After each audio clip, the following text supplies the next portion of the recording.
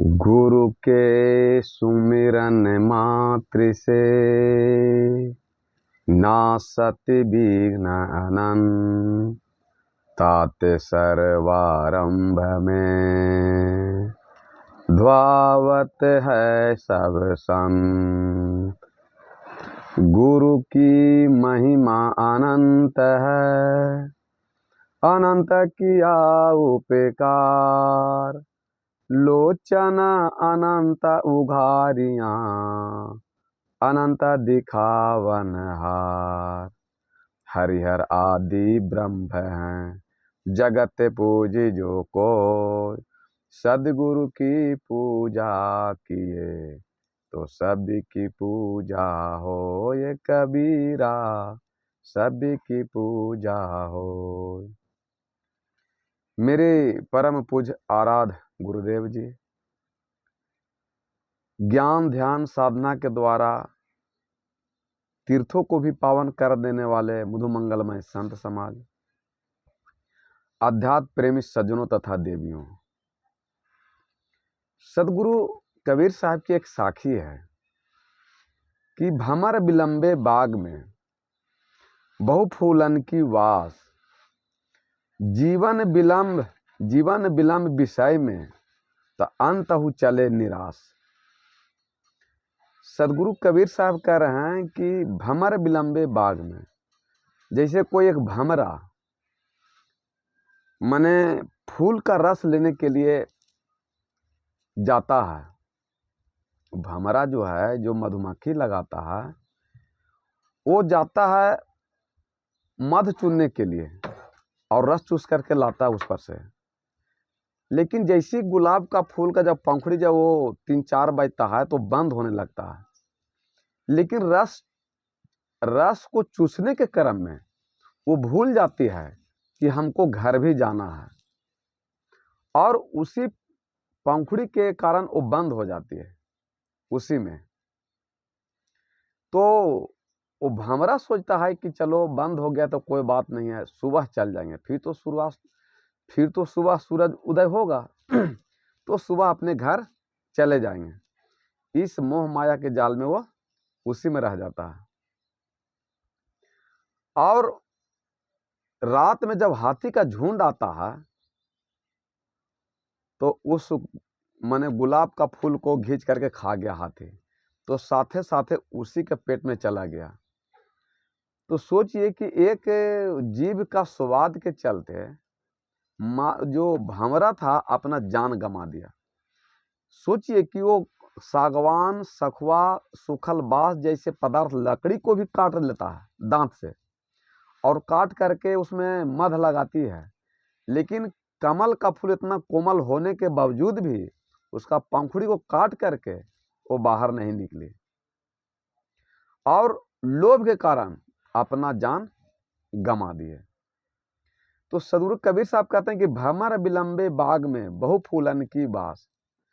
उसी प्रकार इस संसार में बहुत से मने जाल बिछाया हुआ है, मोह माया का जाल है, और उसी लोभ के कारण मनुष्य अपना बहुमूल्य जीवन उसमें व्यर्थ कर माने विषय में बिता देते हैं। तो इसी चीज को गोस्वामी तुलसी साहब रामचरितमानस में कहना है। क्या कहना है कि अली गज मिन मिर फतिंगे, जले एक ही आज। तुलसी कैसे बाछिए, जिनकी लगी है 5। गोस्वामी तुलसी साहब भी कह रहे हैं रामचरितमानस में कि अली गज मिन मिर फतिंगे, जले एक ही आज। तुलसी कैसे बाची हैं, जिनकी लगी है 5। गोस्वामी तुलसी साहब यही बात कह रहे हैं कि अल्ली मने होता भंवरा, अल्ली मने भंवरा। तो भंवरा मने सागवान, बांस, सखुआ जैसे लकड़ी को काट करके उसमें मधुमक्खी लगा देता है, फूल पर से रस को चूस करके ला करके। लेकिन भंवरा प्राण कैसे गंवा दिया? वो लोभ के कारण कि कमल के फूल पर से वो रस लाती है भंवरा, मधुमक्खी। तो रस लेने के चक्कर में 12 बजे के बाद जो है पंखुड़ी बंद हो जाता है, जो सदगुरु कबीर साहब बताएं। तो उस सोचा कि अब रस इसमें बंद हो गया, तो रस लेने के चक्कर में उसी में पैक हो गया, धीरे धीरे पंखुड़ी बंद हो गया फूल का। तो वो मधुमक्खी सोच रहा है क्या कि चलो सुबह तो सुबह, फिर तो सूर्य सुबह उदय होगा ही, इसमें से निकल के अपना घर चले जाएंगे। लेकिन रात में ही हाथी का झुंड आया और वो कमल का फूल सहित हाथी खा गया और मधुमक्खी अपना प्राण को गमा दिया। वो एक जीभ के स्वाद के चलते भंवरा अपना जान गमा दिया। दूसरा माता है अल्ली। अल्ली माने होता है हाथी। तो हाथी का एक कमजोरी है काम वासना। जो काम वासना है वो है कि गमा दिया। काम वासना जो है वो चक्कर में वो हाथी अपना प्राण गमाता है। कैसे कि ये 3.5 हाथ का आदमी है, 3.5 हाथ का आदमी, और इतना माने वजनदार उठाने वाला हाथी है, हजारों किलो को, उतना बड़ा उसको बस में कर लेता है। कैसे कि हाथी का काम वासना उसमें बहुत माने उत्तेजना रहता है। तो मनुष्य क्या करता है कि एक गड्ढा खोद देता है बहुत बड़ा, जिसमें वो हाथी अट जाए, और उसके ठीक पीछे में माने हाथनी का चित्र बना दिया और एक हाथनी को भोकराया। तो जैसी वो हाथनी भोकार लगाया, तो हाथी जैसी आवाज़ सुना तो उसके पीछे वो आवाज़ में दौड़ लगा देती है। और मनुष्य जानता है कि किस रास्ते से वो आएगा हाथी, उसी रास्ते में वो गड्ढा खोद दिया और हाथी वो गड्ढा में गिर गया। 10 दिन 20 दिन उस हाथी को भूखा उसमें छोड़ दिया और फिर मनुष्य को ऊपर से चारा, घास, भूसा, पानी देना शुरू किया 1 आध महीना। तो हाथी समझ गया कि हमको यही अब भरण पोषण करेगा, और ये 3.5 फीट का आदमी उतना बड़ा जानवर को बस में कर लिया। और हाथी एक काम वासना के चक्कर में अपना जीवन एक मनुष्य के चक्कर में आके फंस गया, जान गंवा दिया।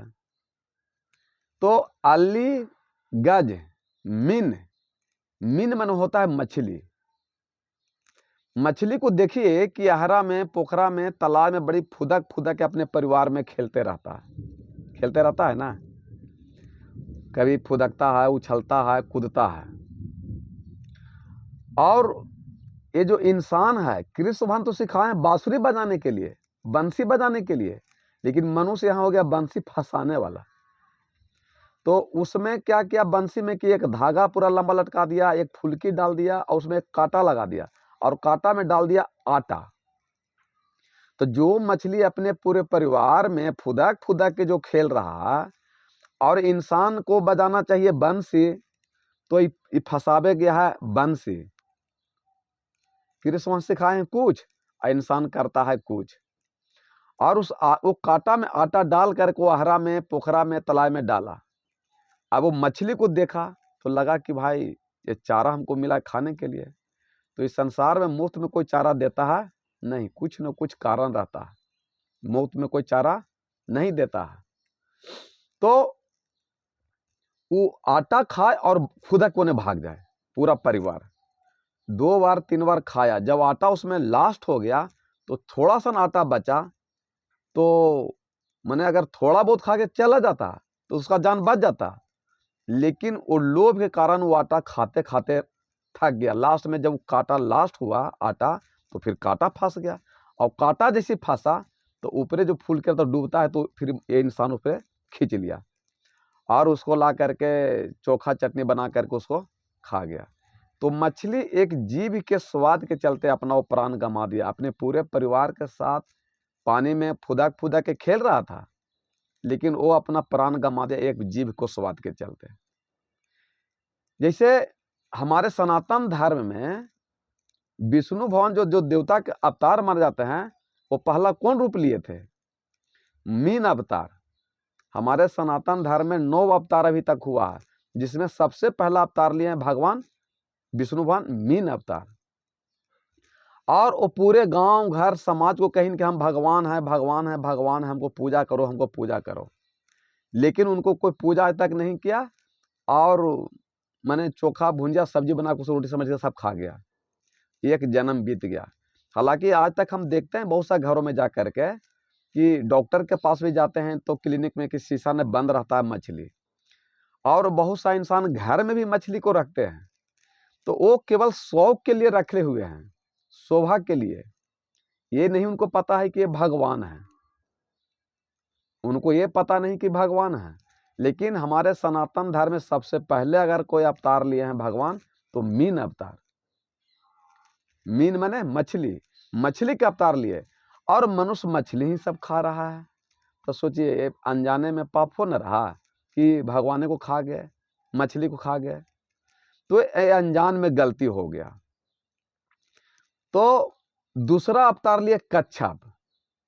कच्छप माने कछुआ, और वो भी पूरा संसार में घूम कहीं कि हम भगवान हैं, भगवान हैं, हमको पूजा करो।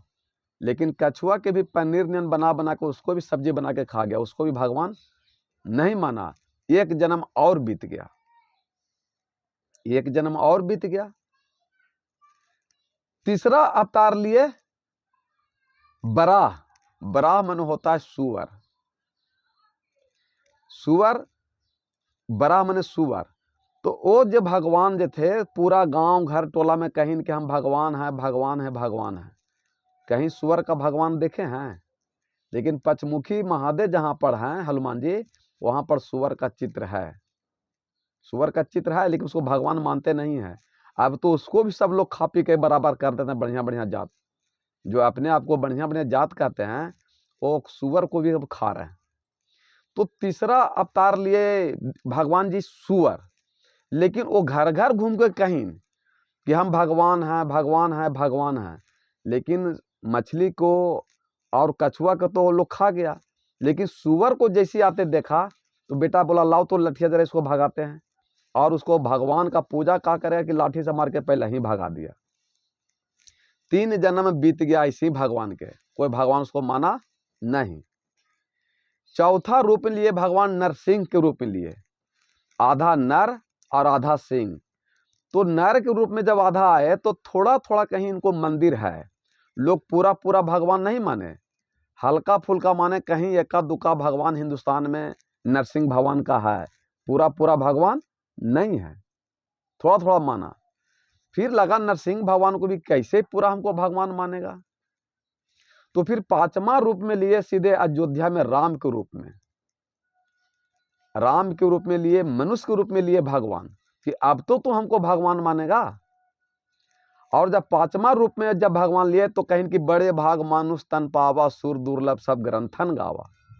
तो ये शरीर जो है देवता देवी को भी तरस रहे थे, और मनुष्य को मानव शरीर मिल गया तो इसको अहंकार में, क्रोध में, घमंड में, लड़ाई में, झगड़ा में, विषय वासना में इसको फंसा दिए, सही ढंग से समझ नहीं पाए।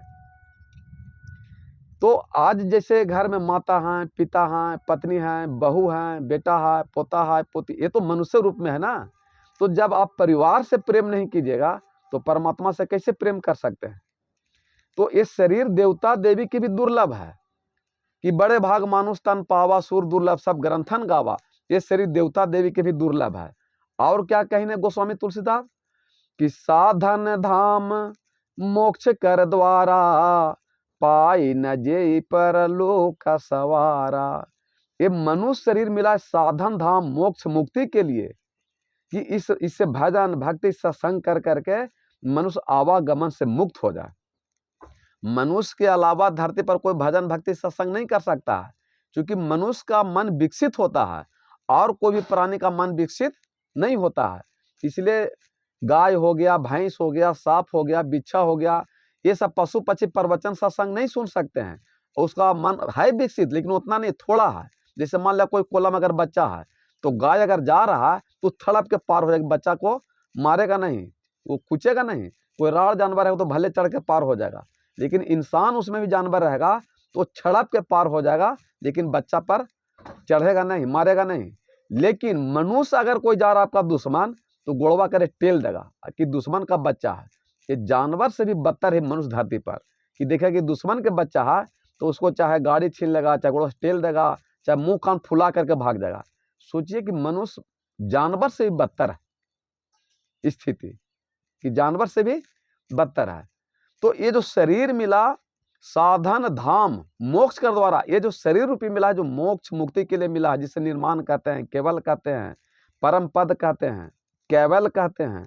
तो इस शरीर के द्वारा आप सारा विषय वासना को छोड़ करके भजन भक्ति सत्संग कर करके और आप अपना आत्मा को मुक्त कर सकते हैं। तो आपका मनुष्य रूप में जन्म लेना सार्थक हो जाएगा, न तो ये शरीर बेकार हो गया।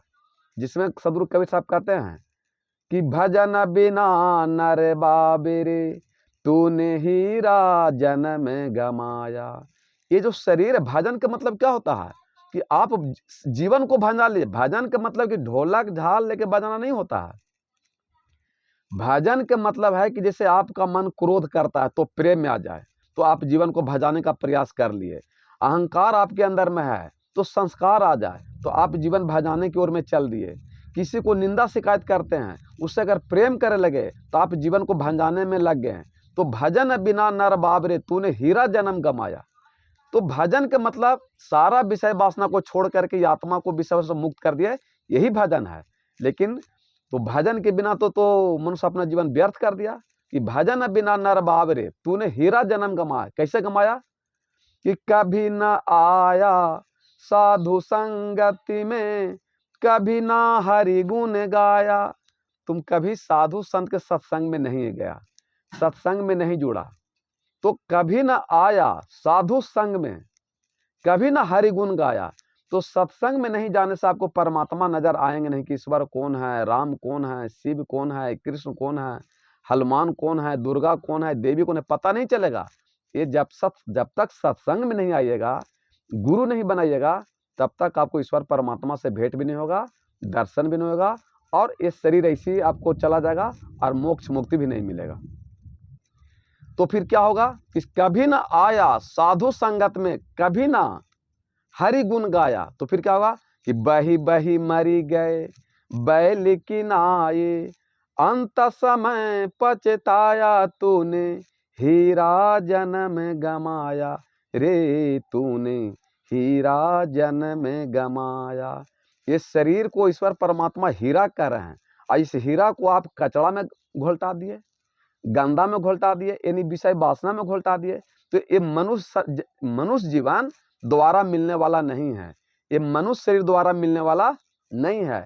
इसलिए हमारे विष्णु भगवान ने 5वां रूप लिए अयोध्या में सीधे राम के रूप में। तो क्या माता पिता राम के रूप में शरीर नहीं है? बेटा बहू पति पत्नी दादा दादी जो भी हैं, ये सब मनुष्य शरीर है। तो उनको सेवा सत्कार कीजिए, मान दीजिए, सम्मान दीजिए। आखिर आज रामचरितमानस में ये राम जी भगवान क्यों बन गए? आज राम जी को भगवान क्यों कहते हैं? वो पुरुषों में उत्तम हो गए। काहे हो गए? कि वो सुबह उठ करके देवता देवी पूजा पाठ नहीं करते थे, वो माता पिता गुरु को प्रणाम करते थे। जिसमें गोस्वामी तुलसी साहब लिखिन है कि प्रातः काल उठ के रघुनाथा, माता पिता गुरु ना वही माथा। क्या कहिन है गोस्वामी तुलसी साहब कि प्रातः काल उठ के रघुनाथा, माता पिता गुरु ना वही माथा। और राम जी कहते हैं पिताजी से, दशरथ जी के पिताजी हमको कुछ काम दीजिए। तो कहीं कि राजा दशरथ जी कहें कि तुम राजा हो, राजा के बेटा हो, तुम काम क्या करेगा? लेकिन राम जी कहें कि नहीं, पूरे संसार को हम दिखाना चाहते हैं कि हम बड़ा भी हैं, राजा भी हैं, भगवान भी हैं, फिर भी माता पिता को बात मान के हम काम करते हैं। तो कहीं कि आयुष्य मांग करही पूर काजा, देख चरित हरसी मन राजा। और जब दशरथ जी अपने बेटे को काम देते थे और राम काम करते थे, तो माता पिता का कलेजा बहुत ऊंचा होता था कि मेरा बेटा काम कर रहा। लेकिन आज अगर कहे कि बेटा जरा गिलास पानी पिला दे, अगर दूध अपने लेके पी लिया, और हम जाए थे क्रिकेट खेले और रोड पर कहता है जय सिया राम जय सिया राम, और माता पिता की जिंदगी कर दे जीना हराम जीना हराम। तो ये राम हराम करने से आपको राम आराम नहीं देंगे, कभी नहीं। इसी चीज को सदगुरु कबीर साहब कही नहीं कि माता पिता गुरु सज्जन देवा, सर्व मूल है इनकी सेवा। तो दोनों वाणी एक है। बार बार पहले भी हम वीडियो में जो बताए सत्संग में कि सदगुरु कबीर साहब के वाणी और गोस्वामी तुलसी की वाणी दोनों एक है, अलग अलग नहीं है। कि प्रातः काल उठ के रघुनाथा, माता पिता गुरु नावहि माथा। और सदगुरु कबीर साहब कहते हैं कि माता पिता गुरु सज्जन देवा, सर्व मूल है इनकी सेवा। क्योंकि माता पिता से बड़ा कोई धरती पर कोई भगवान नहीं है। आखिर माँ ही तो 9 महीना गर्भ में बच्चे को ढोए। माँ एक मरती है तब बच्चा जन्म लेता है, और 9 महीना कोख में रख करके जन्म देती है, और जन्म दे करके 9 महीना 2 साल 3 साल दूध पिला को खून से सिंचती है। इसलिए तो हमारा सनातन धर्म वेद में कहता है कि मातृदेवो भव, पितृदेवो, पिता पीछे हैं, पहले माता है। इसलिए कि शरीर में लागत ज़्यादा माँ का लगा हुआ है, इसलिए वो कहते हैं मातृदेवो भव, पितृदेवो भव, आचार्य देवो, अतिथि देवो भव। बस 4 गो देवता सनातन धर्म में बताइन है। इस देवता की क्या वो पूजा कर रहे हैं। फिर छठा रूप लिए कृष्ण भगवान के रूप में, 7वां लिए परशुराम के रूप में, 8वां लिए बुध के रूप में, 9वां लिए कल्कि के अवतार में, अभी 10वां अवतार के आने के लिए बाकी है। तो हमारे सनातन धर्म में 9 अवतार अभी तक हुए हैं, अभी 10वां का पता हमको नहीं है। जब पता चलेगा तो आप लोग को ही बता देंगे, अभी हमको पता नहीं है। तो गोस्वामी तुलसी कह रहे हैं कि अली गज मिन मिर फतेंगे, जले एक ही आज, तुलसी कैसे बाछिए जिनकी लगी है 5। तो मीन मन हो गया मछली, और मछली अपना जीभ के स्वाद के चलते जान गंवा दिया और वो चला गया। चौथा में आता है हिरन, हरिन। तो हिरन का जो है कान का ध्वनि का सुनने का वो माहिर है, कि कहीं भी अगर संगीत होगा तो हरिन वहाँ आकर के नचना शुरू कर देता है। जैसे बांसुरी का हो, चाहे ऑर्गन का, कोई चीज़ का भी आवाज़ अगर जहाँ ध्वनि होगा वहाँ हरिन आकर के नचना शुरू कर देता है। और नचते नचते जब वो थक जाती है तो वो गिर गई, बस मनुष्य को पकड़ लिया, और पकड़ करके उसको मूड़ी काट करके उसको खल्ला को ही बेच दिया और मांस को बेच दिया, 1-2 लाख रुपये पैसा कमा लिया। तो हरिन एक केवल कान के ध्वनि के चलते अपना जान को गंवा दिया। अली गज मिन मिर फतिंगे, फतिंगे, फतिंगा किसे कहते हैं? जैसे शादी ब्याह करते हैं तो जो कार्ड बांटते हैं तो अपना परिवार को कार्ड तो बांटते हैं, लेकिन फतिंगा के भी न्योता देते हैं कि मेरे के यहाँ बेटा के चाहे बेटी की शादी है, जरा न्योता है जब चलाइएगा। लेकिन जिस दिन आपको बाराती आना रहता है उस दिन आपके घर हजारों फतिंगा आ जाता है। तो जहाँ लाइट रहेगा तो आँख का रोशनी उसको इतना तेज है फतिंगा के कि जहाँ लाइट जलेगा, बल्ब जलेगा, वो वहाँ बिना न्योता के आ जाता है। और जहाँ पूड़ी छनाता है वो पूड़ी के वाला कढ़ाई में जाके छन छन छन छन फतिंगा मर जाता है। और सब फतिंगा देख रहा है कि एक हमारा परिवार उसमें गिर रहा है और भूंजा रहा है, और एक एक करके सब आदमी तो मैंने सब फतिंगा मर गया। सुबह देखिएगा कि खाली फतिंगा दरवाजा पर मरा हुआ। तो फतिंगा किस कारण मरा?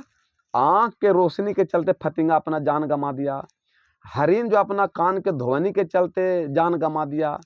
मछली है जो अपना मुंह के जीभ के स्वाद के लिए प्राण गंवा दिया। हाथी है जो काम वासना के चलते अपना प्राण माने मनुष्य के अंदर बस में चल गया। और भमरा है जो जीभ के स्वाद में उसमें फंस करके अपना प्राण गंवा दिया। अब सोचिए कि उस सब में एक एक अवगुण होने के कारण वो अपना प्राण गंवा दिया। लेकिन मनुष्य में 5 गुण है कि आँख भी बस में नहीं है, कान भी बस में नहीं है, जीभ भी बस में नहीं है, वाणी भी बस में नहीं है, माने सारा गुण है। तो सोच ले कि मनुष्य का क्या दुर्दशा हो रहा है धरती पर, ये तो मनुष्य अपने खुद आंकलन कर सकता है। गोस्वामी तुलसी साहब कह रहे हैं कि अली गज मिन मिर फतिंगे, जले एक ही आज, तुलसी कैसे बाछिए जिनकी लगी है 5। तो ये 5-5 अवगुण हो करके भी मनुष्य का क्या दुर्दशा होगा, जबकि वो 5 चीज में एक एक अवगुण है। तो अपना प्राण गंवा दिया, जान गंवा दिया, मुसीबत आ गया, दुख दर्द पीड़ा झेल लिया। लेकिन मनुष्य के अंदर में तो 5 बुराइयां हैं। तो मनुष्य का क्या दुर्दशा हो रहा होगा धरती पर, ये तो भाई आप लोग बता सकते हैं या फिर पूरा संसार जानते हैं कि क्या दुर्दशा हो रहा होगा। इसीलिए गोस्वामी तुलसी साहब कहते हैं कि विषय वासना से बचे, काम क्रोध लोभ मोह से बचिए तो आपका उद्धार कल्याण होगा, तब जीवन धन होगा। तो भमर विलंबे बाग में बहु फूलन की बात। तो इसी प्रकार संसार में जो मनुष्य विषय वासना में फंसा हुआ, वो विषय वासना से जब मुक्त होइएगा तब आत्मा मुक्त होगा। तो ये आत्मा को मुक्त करने के लिए लोग तरह से जग तप पूजा पाठ व्रत उपवास तो कर रहे हैं, लेकिन उनको उद्धार कल्याण नहीं हो रहा और अपना जीवन को बहुमूल्य को फंसा रहे हैं और अपना दुख जीवन में फंसा दिए। इसलिए सदगुरु कबीर साहब कहते हैं कि यह तन विष की बेलरी, गुरु अमृत की खान, शीश दिए सो गुरु मिले तो भी सस्ता जान। ये जो शरीर जो है पूरा विष का बेलरी है, और इसी से सब लोग प्रेम करता है, और इसी से सब आदमी चाहता है कि सुख शांति मिले। लेकिन भौतिक जीवन में हमें परिवार बनाना जरूरी है, ये रोटी कपड़ा और मकान जरूरी है, लेकिन आत्मा को मुक्ति करने के लिए ये भजन भक्ति सत्संग जरूरी है। और ये पांचों को अपने बस, ज्ञान इंद्रियों को बस में रखिए, और जैसी आंख से आपका दृष्टिकोण सही हो जाएगा तो आपका भजन शुरू हो जाएगा। हाथ से दान पुण्य कीजिएगा तो भजन सत्संग शुरू हो गया। मुंह से मीठा बानी बोलिएगा तो भजन भक्ति सत्संग शुरू हो जाएगा। पैर से अगर सत्संग में जाइएगा तो पैर का आध्यात्मिक ज्ञान प्राप्त हो गया। तो ज्ञान इंद्रियों को बस में करना ही भक्ति है, और ज्ञान इंद्रिय बस करके आप अपना कल्याण कर सकते हैं। बोलिए सद्गुरुदेव भगवान की जय।